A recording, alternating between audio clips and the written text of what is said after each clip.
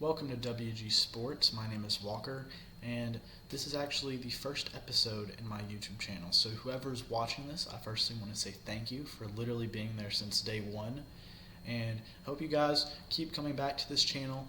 I'm excited. I think y'all should be too. We're going to be talking about college football all year round because it is truly the greatest sport in the world.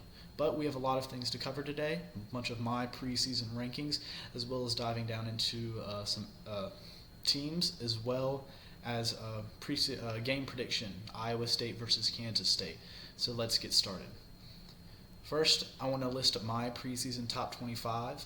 It is on my Twitter account, WG Sports, all things CFB, so I encourage you to go look at it there. So I'm going to list you 1 through 10 first. Number 1, we have Texas, then we have Penn State, Ohio State, Georgia, Alabama, Oregon, Notre Dame, Clemson, Miami, and Arizona State. That's the top 10. 11 through 20, we have LSU, Illinois, South Carolina, Texas A&M, Iowa State, Georgia Tech, Oklahoma, Florida, Louisville, and Texas Tech. And then 21 through 25, we have Nebraska, SMU, Michigan, Indiana, and Boise State. So definitely a lot of teams from the SEC, a lot of the teams from the Big Ten, of course, but I also had faith in a lot of teams from the ACC. And we're actually going to be going through a couple teams that I really wanted to talk about because I don't want to talk about all 25 teams. However, there is a few that I'm going to discuss with you today. First, Penn State. I put them at number 2. AP poll put them at number 2. All right, so first let's give some background knowledge. They finished 13-3 last season. Their losses were to Ohio State, Oregon, and Notre Dame. Notre Dame they lost to in the college football playoff semifinals. Right now, a lot of this outcry I've heard when Penn State was ranked number 2. All right, just even whenever I've seen them where they've been ranked in the top 5 is, oh, they shouldn't be there. James Franklin can't win big games. Statistically, I can't argue with you. 1 in 15 against top 5 teams. However, I think James Franklin is still a great coach, but it's hard to disagree with his performance in those big games. However, I feel this season is a tad different. This almost feels like a do-or-die year, a prove-it year for James Franklin. It's already been established that James Franklin is a great head coach who's created a great program and culture at Penn State. However, his ability to take that next jump, the next step into beating the big leagues, per se, consistently, I think this is the year where he has the best chance to prove it. And my question is, if not this year, when? I think some of the position levels are better than years past. Unlike other teams where they have to revamp their entire defense or bring in a new quarterback or revamp certain parts of their offense, or a new coordinator or new staff are coming in or a new head coach is coming in, they only have to tweak a few things. I mean, and the biggest thing was wide receivers. I mean, last year when you saw the wide receivers for Penn State, they weren't bad. None of them had 1,000 yards, which we'll actually talk about in just a second. But my biggest issue with Penn State wide receivers was that on 3rd and 8, when you really needed that first down, could Drew Aller throw it up and expect you to catch it? I don't think you could last year. I don't think you could in years past. But they do bring some talent from the transfer portal during the offseason. Trevor Pena from Syracuse, Devontae Ross from Troy, Kyron Hudson from Southern Cal, and I believe one more who I just didn't put on the list. I believe these wide receivers are going to gel. Excuse me. Everything I've been reading off of reports from the offseason and especially fall camp says that they're confident about those wide receivers being able to gel and put up good production this year. So at the wide receiver position, I'm very hopeful for Penn State. I don't believe it just yet, just because they have to prove it to me. However, I'm very hopeful for James Franklin and Penn State up there. Now I also want to talk about tight end. All right, obviously, Tyler Warren went to the NFL. He was the greatest tight end in the country, if you ask me, last year. But I see this assumption across the media, all right, across Instagram, Twitter, anywhere, that they're going to take a step down at tight end. I mean, they're already calling it. It's like it's already been said, it's already been done. And I just want to ask people who believe that. Let's look at Georgia a couple years ago. I think it was 2022. All right, Brock Bowers, greatest tight end in the country that year, left to the NFL. People thought they're going to take a step back at tight end. All right, then came in Oscar Delp. Oscar Delp wasn't as good. I'm not saying Oscar Delp was as good as Brock Bowers. Brock Bowers was a generational talent, but Oscar Delp still played at the same level that Brock Bowers did. All right, so in that case, we realized Oscar Delp, it's not that he was a bad tight end, but he was behind the best tight end in the country. Oscar Delp was, in my opinion, number 2 that year. I mean, he proved in the short amount of times he played, whenever Brock Bowers was still there his last year, that he could be a starter anywhere in the country. And I believe this is the exact same case for Penn State, because if Penn State was able to get Tyler Warren and develop him, what's stopping me from believing that they can't recruit tight ends just as good as him and develop them just as much as they did for Tyler Warren? So with that, Luke Reynolds is the expected starter at Penn State at tight end. He appeared in all 16 games last season. Okay. Other tight ends include Khalil Dinkins and Andrew Rapier. However, I believe Luke Reynolds is unofficially solidified as the starter. Okay, so my point here is, on offense, the wide receivers, I believe, hopefully, have taken a step up. I think James Franklin believes it. I think that offensive coaching staff believes it. I think that team believes it. And at tight end, I'm telling you, do not expect a step back from that tight end room. And just to go over defense, it'd be rude not to. All right, I still trust their defense. Penn State's under James Franklin has had good defense, especially that secondary. I think that secondary is going to be great this year. And that defensive line looks to be just as good as last year. However, small concern at linebacker, I think it will be all right. I think James Franklin and that Penn State defensive coaching staff, now that they have Jim Knowles, who was the defensive coordinator at Ohio State, I think they're going to be okay. So I trust their defense. And, of course, we have Drew Aller returning, but we'll talk about him later. Next, number 11, LSU. That's where I have them in my preseason rankings. All right, last year they finished 9-4. Disappointment to the LSU fan base and, frankly, a lot of people around the country. I think with the amount of talent they had last year, they should have done more. However, that defense proved to still be an issue that cost them games. And that's been a theme under Brian Kelly. Explosive offenses. Jaden Daniels, Garrett Nussmeier last season. But the Heisman-winning quarterback, Jaden Daniels, I think the reason he didn't go and play for a national championship is because of defense. It had nothing to do with him. It had nothing to do with his side of the ball. However, I do think there's some other positives for LSU. Otherwise, I wouldn't put them at 11. All right, they're one of the few major teams in football returning the quarterback. This is a special year, if you ask me. Alabama has a new quarterback. Oregon has a new quarterback. Ohio State has a new quarterback. Texas has a new quarterback. Georgia has a new quarterback. I just named 5 or 6 of the biggest teams in college football. LSU's up there with them, except slightly different. They have a returning quarterback. They have continuity in their offensive schemes. Okay, they have continuity as a solidified starter who's only had one more offseason to get better and learn from his mistakes last season. I think the running back room will take an upgrade. Caden Durham, we saw his potential in him being able to pop off, especially in that second half against South Carolina. That's when he really started making a name for himself. But I also think Caleb Jackson is going to be a running back we're going to be hearing a lot more from Baton Rouge this season. All right, now I think the best position in this room, in this team, wide receiver.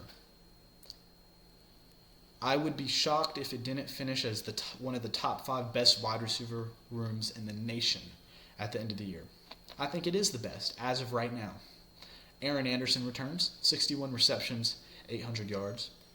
Chris Hilton Jr., who doesn't have the same production as Anderson did last year, but he runs a sub 4.440. All right, this guy has the deep ball playmaking threat that can stretch a defense down the field and open up things in the short and intermediate range. Okay, Barian Brown, one of the fastest guys in the SEC, has returned a record 5 kick returns for touchdowns in the SEC. It's another speedy guy, another threat, transferred in from Kentucky. However, I do want to point out, I believe Barian Brown deserves all the attention for transferring to LSU, right? Because that's a big get. However, I do believe that people were so focused on Barian Brown, I didn't hear a lot about Nick Anderson. Now, if you don't know who that was, he was transferred in from Oklahoma preseason before last season during fall camp. Got a season-ending injury. Really unfortunate for him, as well as the other Oklahoma wide receivers that got hurt before the season even started. But in 2023, 40 receptions, 780 yards, 10 touchdowns. This guy is a proven commodity. He has proven production. And I think that the wide receivers coaching staff and the offensive coaching staff are only going to help him get better. And obviously, I've named a bunch of talented receivers. All right. However, unlike a lot of teams where they have one star and other average receivers, where the defense is going to focus majority of their attention on that one player, Aaron Anderson, great physical route runner, right? You got to put some attention to him. But you have Chris Hilton Jr. over here who you have to watch the deep threat for. All right. Barian Brown, you have to watch him on special teams. You have to watch his speed for screens, etc.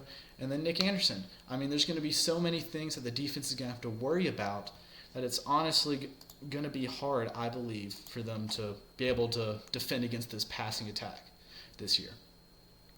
However, I know I've just been hyped up LSU right there. Great quarterback, great running back room, great wide receivers. None of that will matter if their offensive line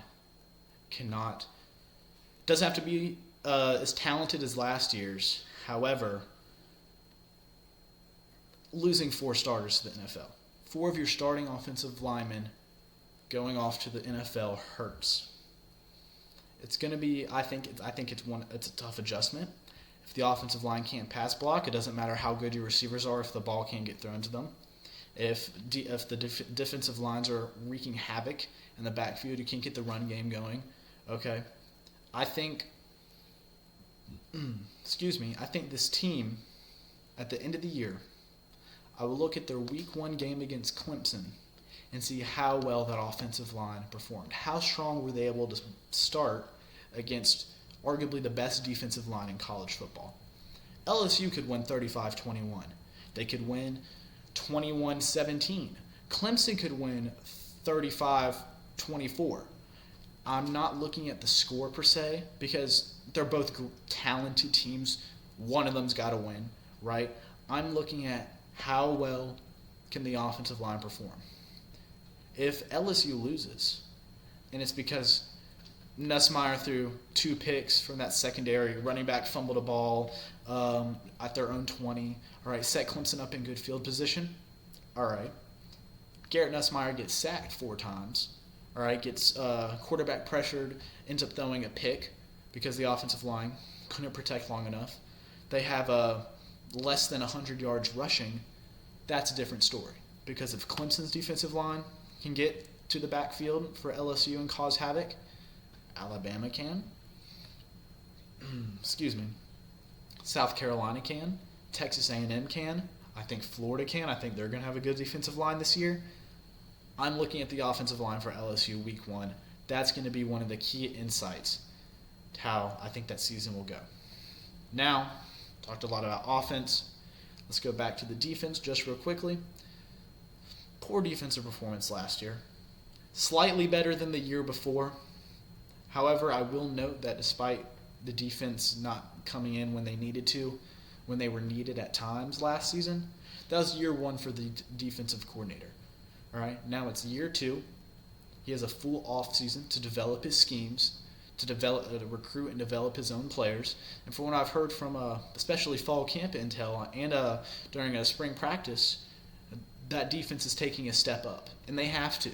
This is really a do-or-die situation for that defense because the past 3-4 years of giving up a Heisman winner, Brian Thomas Jr., Malik Neighbors, those offensive stars, those studs, because of your defense, it gets inexcusable at some point. However, I think Blake Baker is a great defensive coordinator. I think that was a great hire by Brian Kelly and that staff. He was the defensive coordinator in Missouri for 2022 and the 2023 seasons. Go back and watch and look at the statistics for those defenses. Missouri had one of the best defenses in the SEC. I trust that defensive coordinator. However, I need to see it to believe it. Next, we have number 14, Texas A&M. Excuse me. I have some acid reflux, I'm sorry. But last year, disappointing ending. 8-5. They collapsed in the back half of the season. 4 of their 5 last games were losses. Okay. However, I think despite the fact how you finish a season is a big tell of the momentum going to the next season, it's a new year every year. All right, I'm not going to sit here and say, well, because they sucked last year, they're going to suck this year. Otherwise, we'd be in a cycle of the bad team being the bad team every single year and this good team being the good team every single year. That's not how college football works. New staff, new team, new players every single year, especially in the era of the transfer portal. So despite the fact that their end-of-season collapse last year was disappointing, I take it with a grain of salt heading into this season. But let's dive in to Texas A&M a little bit. All right. First, they returned their star quarterback, Marcel Reed. He's not talked about enough in the returning quarterback conversation. I even did a preseason player spotlight about him on X. So please go to that. It's WG Sports. Check that out. Give me a follow. We were trying to do a preseason player spotlight every single day until week 1 starts. But Marcel Reed gets thrown into the quarterback position. Connor Weigman was the starter, gets hurt. Marcel Reed comes in for 3 or 4 games. Connor Weigman comes back, starts again, gets hurt again, and then Marcel Reed comes in. In November and December, threw for 1,200 yards, 9 touchdowns, and a 63.5 completion percentage. Just as a freshman, thrown in mid-season against SEC opponents, all right, in some of the hardest stadiums to go play at. Now he returns with a full off-season of development, and from what I've read, coaches note a much improved mid and short-range passing. His ability to spread the ball all over the field, not having to be a deep ball every time, being able to get those short passes, all right, the scripted plays going, he's improved. Now, let's go to the wide receiver room. They lost Noah Thomas to Georgia, transferred to Athens. Not good. Hurt. It was a pretty. It was a big. I think it was a big hit to that wide receiver room. However, they do return Terry Busey. All right, he is quick and he's very quick and has a playmaking ability. And the only reason I'm not so stuck on the fact that they lost Noah Thomas was because they bring in Casey Concepcion from NC State, one of the best wide receivers in the country. I truly believe Casey Concepcion, if everything goes how it should go for that offense, will be one of the top 10 wide receivers by the end of the season. All right, but also they returned running back Le'Veon Moss, 765 yards, 10 touchdowns, 6.3 yards per carry. All right, that's every 2 runs you're getting a first down. He's a good running back. All right, he's young, and I think he's only going to get better. The reason we didn't see as much production from him last year is because he was hurt versus South Carolina when they went to Williams-Brice. It was early in the game. I think it was like the first quarter after he broke off like a 20-yard run, got hit, couldn't get back up. But he's healed. He's developing. He's only getting better. All right. And now that they bring in wide receivers such as Casey Concepcion and also the running threat of Marcel Reed, it takes a little bit of pressure off of him. So I think Le'Veon Moss has the potential to be one of the best backs in the country this year. But let's switch over to defense. Defense fell off at the end of the season. Before the month of November, they allowed 18.4 points per game. That's pretty good. The rest of the season, they allowed 28.4 points per game. That's a 10-point difference. The defense, for some reason, I don't know why, what happened, if they got figured out by offensive coaching staffs or if there was something going on in the locker room, they fell off at the end of the season. However, Mike Elko is a defensive mind at heart. When Texas A&M hired him from Duke, I immediately knew it was one of those hires where you just know he's going to be good. Heck, he was the defensive coordinator there at Texas A&M before he went to Duke. He was returning to College Station. So I have hammered the fact, I'm going to continue to hammer the fact, that he's going to make sure this defense improves. And when he said that in his press conferences, in his interviews, I 100% believe it. I think Mike Elko is one of the best coaches in the country. Let's think about this. Yes, Texas A&M finished 8-5. Going into the game against Texas, if they won that game, they would have been in the SEC championship. First season under Mike Elko, SEC championship. Unfortunately, they lost 17-7 against Texas at home. All right, went on to lose in their bowl game. However, they were this close, year one. I think Mike Elko takes that next step this year. Wouldn't surprise me if you said Texas A&M was a playoff team by the end of the season. They have a tough schedule. Most SEC teams do, all right? But I trust Mike Elko. I trust that he's going to get that defense fixed. I trust Marcel Reed. There's a lot of things I can just sit here and say I trust are going to improve this season. But we play the games for a reason, so I guess we'll see. Final team I want to talk about before we move on from the top 25 is Nebraska. Okay, finished 7-6 last year. They beat Boston College in the Pine Stripe Bowl.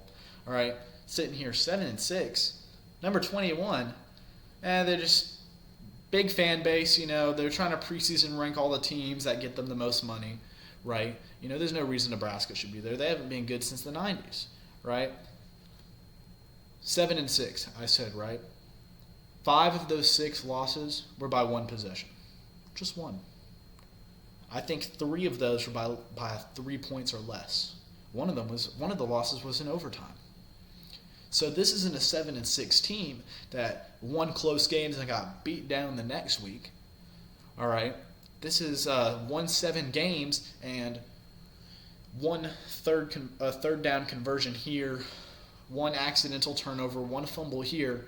They're a 10-2 a football team, possibly in the playoff conversation last year. All right. Recent history has made a trend of Nebraska not being able to make that jump. Win the close games. Scott Frost, we saw it with him, wasn't able to win those close games. And before that, Matt Rule, I believe, has changed the culture at Nebraska. He has brought back the expectation of success, of not winning the close games being acceptable or being expected. All right, he wants to make it where close games, close wins at Nebraska is a down game. I think Matt Rule wants to build the culture in Nebraska. I think he has. I think I've seen a noticeable change in Nebraska ever since he's got here. He has the resources to make that jump. Of course, it's the Matt Rule year 3. All right, I call it the Matt Rule rule. Year 3, whenever he's coaching a team, I expect a big jump. Of course, it's different with every team. You know, it's not 100% guaranteed. You saw him do it with Temple. You know, you saw him do it with other teams. However, he has not done anything so far to make me think that he won't take another step. And honestly, with that, they could be a fringe college football playoff contender this year if things go right for them. Let's talk about Dylan Raiola for a second. 2,800 yards, 13 touchdowns, 11 interceptions, 67.1 completion percentage as a freshman. All right, not the best season, okay? However, I do want to point out that he now has a new offensive coordinator, Dana Holgerson. I hope I'm pronouncing that correctly, who replaces Marcus Satterfield.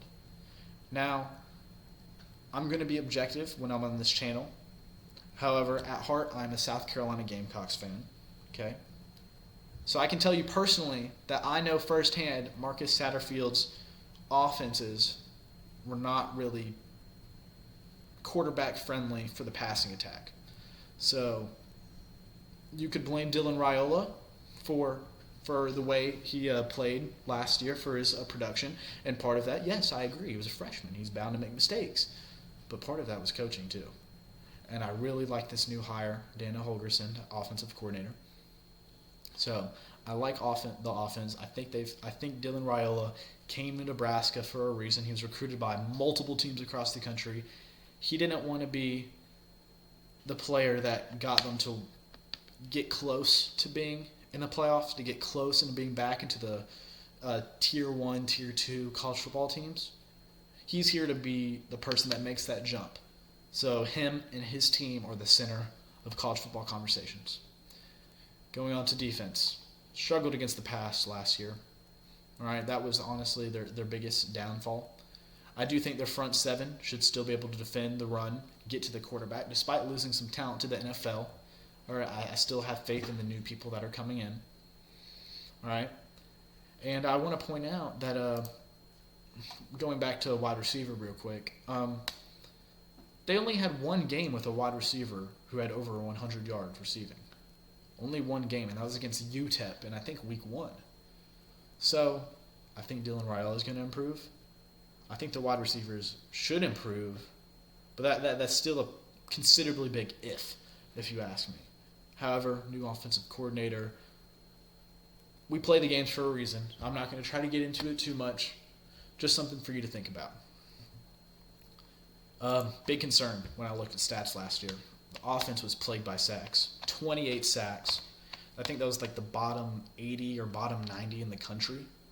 All right? I mean, offensive line's got to take a step up. I don't know what much to say, how to word it. I can't go into too much detail. At some point, I just got to be general. Offensive line needs to take a step up. They need to get better. Because in situations like in the close games that they lost where it's 3rd and 15 or it's 4th and 5 and you need Dylan Raiola to be able to move out the pocket to make a design play, but you can't because you already have a defender in his face 2 seconds after the ball snapped, you're not going to win those close games I was talking about earlier. But I believe in Matt Rule. I really like the new offensive coordinator. And they have a very manageable schedule. Just like how I think Missouri has a manageable schedule in the SEC this year, I like Nebraska's schedule. No Ohio State, no Oregon. They have Michigan at home, and they only have 4 true road games. One of them is to Penn State, Happy Valley, but only 4 true road games. They also have a home game against Southern Cal as well. So I believe with this schedule and my belief in Matt Rule, Dylan Raiola, the new offensive coordinator, and that front seven, I think they can take the next step. Could they be in the conversation of just right outside the playoffs? Could they finish 10-2? You'd have to sell me a little bit on 10-2, but I could believe 8-4, 9-3. Truly. Now, we've discussed some of the teams in the top 25. Right now, I want to move to my preseason top 10 quarterbacks. So I'm just going to go 1 through 5, 6 through 10, and I'm going to tell you the quarterbacks right outside of it. So, 1 through 5. Oh, excuse me.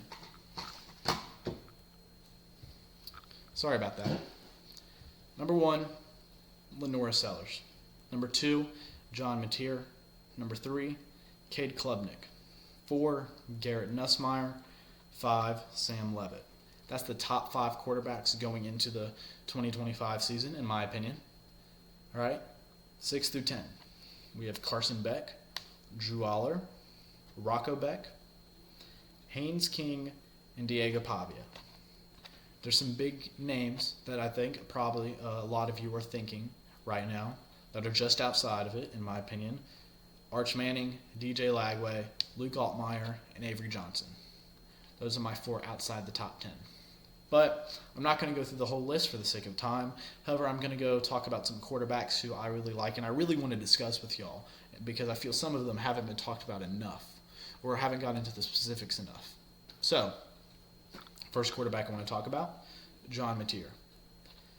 Comes to Oklahoma, all right? Now you're probably thinking, he has to learn a new system. He's got to get used to new changes, all this and that with coming to a new team. His offensive coordinator came with him too, from Washington State, Ben Arbuckle. So he's already familiar with the system, okay? He's already familiar with his coach. So that, not drama, but that problem that new quarterbacks, every quarterback that comes into a new system has, John Mateer doesn't have to deal with that. Now, of course, it's a little bit different. You're going to a new team, new conference. However, most of it he doesn't have to deal with. I'll give you some stats from last year. 3,100 yards passing, 27 touchdowns, 65% completion rate. That is a dang good passer. Rushing ability. He can rush just as good, not as good, but almost as good as Lenore Sellers.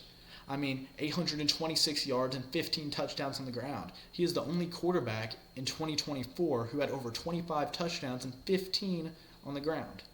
Right? 25 passing, 15 on the ground. Right? He's the only quarterback with over both of that. So this guy is a dual threat quarterback. However, he is more developed as a passer than your average dual threat quarterback, which is what makes me put him at number 2. I really like John Mateer. The supporting cast is set around him. He has a good running back, Jaden Ott from Cal. Wide receivers should be good. Needs that offensive line to make a big jump. The offensive line, if they can't protect, if they were how they were last year, I think will hold him back. But if they can at least get 50% better, John Mateer should be in New York City for the Heisman race come December. I really like John Mateer. Now, we have Drew Aller. I want to talk about him. Last season, he threw for 3,300 yards, 24 touchdowns, 8 interceptions. Now, 3,300 yards. That's good. Let me point out that no wide receiver on his team had over 1,000 yards. Not a single one. Tyler Warren had 1,200 yards. He was leading the team in reception yards last season. So the question is, can Aller's wide receivers step up? And can him and his wide receivers get that first down when it's 3rd and 8 at the 25, 2.5 minutes left in the fourth quarter? Can they do that? Can Aller take that next step? I think the receivers will, but can Aller take that next step? And unlike a lot of these teams you see, such as South Carolina, or I believe such as Miami, okay, where they need their quarterback to play at an A-plus tier to compete for a championship, Penn State isn't one of them. Last year, I'd say Drew Aller was about a B. B minus. And just like an average lettering grade of his performance. He doesn't have to go to A+. If he can go to B+ or A-, then those moments where Penn State needed that first down, such as in the last moment versus Notre Dame when he threw that pick, if they can change that from negative to positive, basically, for a lack of better terms, get that clutch factor, they should be able to compete and win those games. That ties into what I was talking about. Penn State, I believe Drew Aller will take that step. I believe the wide receivers will take that next step. But I'm going to need to see it to believe it. Now, I know I'm probably going to get some backlash for this, but I want to talk just real quick. Arch Manning and DJ Lagway. Walker, how'd you put Arch Manning at the top, out of the top 10, the top 5? How did you put DJ Lagway at the top 10 or top 5? I just want to clarify something. This is not an end-of-season prediction. This is not me predicting at the end of the season the top 10 best quarterbacks from that season will be 1 through 10. This is preseason based off of what we've seen from them in the past during their college careers and also from what we've heard over the offseason and fall camp. Now, I would be shocked if both of these quarterbacks were not in the top 10 by the end of the season. If you told me that both of them would be in the top 5 best quarterbacks at the end of the season, I'd be okay with that. I wouldn't argue with you. However, I'm going to talk about Arch Manning specifically. As good as I think he will be, I think he will be top 5 by the end of the season. He still needs to prove it. Any quarterback can have potential, albeit Arch Manning's had more potential than I've seen from a quarterback in a long time. However, he still needs to go out there and prove it. But it's not like I'm hating on him. It's not like I don't think he'll be good, really good. As a matter of fact, he just needs to go out there and prove it. I'll be one of the first ones to say he's one of the best quarterbacks in the country whenever he goes prove it. Similar situation for DJ Lagway from Florida. However, there is some slight injury concern. Had some injuries in high school. Went down with injury last year. All right, and fall camp, we got reports which were verified that he was wearing a boot, and this is 3-4 weeks before the season starts, right? So if you ask me, the best ability is availability. It's an old adage, but it's true. DJ Lagway can't be on the field, and he can't be one of the best quarterbacks. And I really hope he stays healthy. I think he's a baller, but until I see that consistent performance with him healthy, I pray that he will be. I can't put him in the top 10 just yet. Now, we've gone and talked about top 25 teams, my preseason rankings, top 10 quarterbacks. I want to go talk about a team real quick and some recent news you'd probably hear about them. And that's the Iowa Hawkeyes. Kirk Ferentz, it's year 27. Been there since 1999. That's impressive. I think he's been at. I think he has the longest tenure as a head coach at one place right now than any other coach in the country. I mean, year 27 is kind of hard to beat that. Last season they finished 8-5. Ended the season against Missouri. They lost 24-27 Music City Bowl. That was one of the better bowl games I watched personally. That was a good game. I enjoyed watching that. I was actually about to see the Cheez-It Bowl with South Carolina and Illinois, and I was watching that game on the way down there. But I want to talk about defense real quick. Defense allowed 19.3 points per game in 2024, 15th in the nation. That was an off year. I just want to go ahead and get this out of the way. I trust Ferentz and that defensive staff there with the defense. So I'm not going to talk about their defense much. This is more I want to talk about their offense, specifically a new player. Now, I want to say this. Just some context. In 2022, the offense had 18.6 points per game. In 2023, they had 15.4 points per game. Both of those are in the 100s. I think 110s. All right, and points per game. 2024, offensive coordinator Tim Lester comes in. All right, 26.7 points per game, 67th in the country. That's a 40, 45, 50 spot jump from the year before and the years past. All right, I like Tim Lester. Based off of year one, I think he's going to do very good. I mean, you look at their offense in 2024, their biggest missing piece was the quarterback position. McNamara, Sullivan, Stratton didn't perform at the level that Iowa wants to make it back to the Big Ten contention for the Big Ten championship, college football playoffs, etc. When you don't have that quarterback, that's huge, right? I feel like I'm stating the obvious here, but a better quarterback can be the advantage that wins you a football game. So to look back at Iowa's offense and say, man, they're losing because of their quarterback right now, that's a major issue that once you address, you should see a big jump the following season. So with that, I believe it was yesterday, or it might have been, I think it was 2 days ago, Iowa announced Mark Gronowski as their starting quarterback week 1. All right, some context. He had an injured shoulder, missed spring practice, began throwing in the summer. All right, but he's been working closely with Tim Lester and that staff, and we've heard only good things coming into this season. Now, you probably want some history on Mark Gronowski. This guy's an experienced player. All right, 49-6 as a starter at South Dakota State. Led the Jackrabbits to 2 national championships. I don't care what level of college football you play at. 49-6, 2 national titles, that is a proven winner.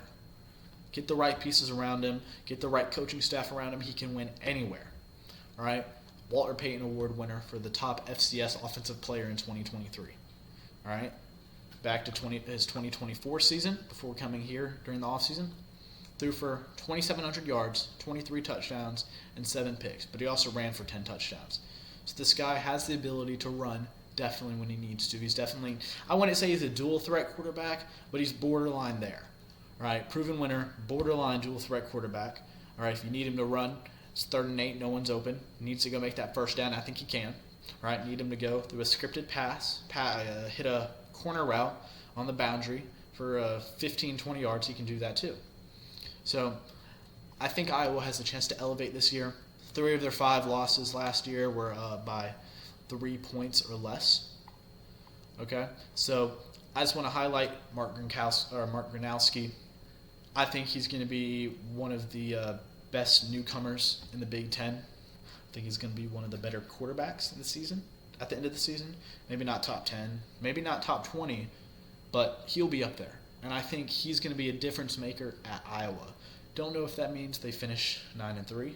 Don't know if that means they make the Big Ten championship. I'd lean towards no, if I had to say so. Nothing against Iowa, nothing against Mark Gronowski. If you told me at the end of the season that he brought the elevation for their offense they needed, I wouldn't call you a liar. So, lastly, I know we just talked about Iowa, I want to give a preview for Kansas State versus Iowa State. It's in Dublin, Ireland, Saturday. All right, August, I think, 23rd. Yep, it's 2 days from now. So, firstly, I want to say, just get this out of the way. Avery Johnson, Rocco Becht, they both have big arms. They both are two of the better passers in college football, but they're also mobile. All right, these are guys you can't just put only 5 guys up front. All right, and not expect him to be able to run out when he needs to when no one's open. They're both really good quarterbacks. I expect good quarterback play from both of them, although I do think Rocco Becht is better going into the season. Wouldn't shock me if Avery Johnson ended up being better than him at the end of the season. But just talk about Iowa State real quick. Some key things. They replaced some top receivers from last year. I mean, they had a heck of an offense last year, but losing that talent, it hurts. I'm not sure it's going to – I think their coaching staff believes that it's going to gel, that they reloaded instead of rebuilding at the wide receiver position. However, I need to see it to believe it. Okay? And they're going to lean on Carson Hansen in the run game. But I think Carson Hansen's a good running back. I think he's going to get more production, more snaps this year. So I'm not saying that's a bad thing. I'm just highlighting, expect Carson Hansen to be on the field a lot more than last year. But Rocco Becht threw for 3,500 yards, 25 touchdowns in 2024, leading one of the Big 12's most efficient passing offenses despite losing key receivers at certain times. Okay, so I think Rocco Becht and Avery Johnson are both great quarterbacks, but part of the reason why I put Rocco Becht in that top 10 and above Avery Johnson is because I think Rocco Becht is a little bit farther along. All right, I believe in Matt Campbell, Iowa State's head coach. I think their offense will be able to sustain the success of last season. Maybe not better than last season. However, I think they will still be good enough to where they can still contend for a lot of big things. But I will say Iowa State struggled at times in the trenches. I think Kansas State, one of the big keys for them going into this game will be having both of the lines of scrimmage trying to impose their will on Iowa State's lines.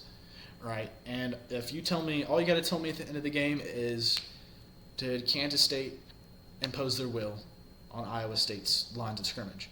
If you say yes, I think they probably won. If you say no, I would lean towards Iowa State. Iowa State also struggled against the run at times.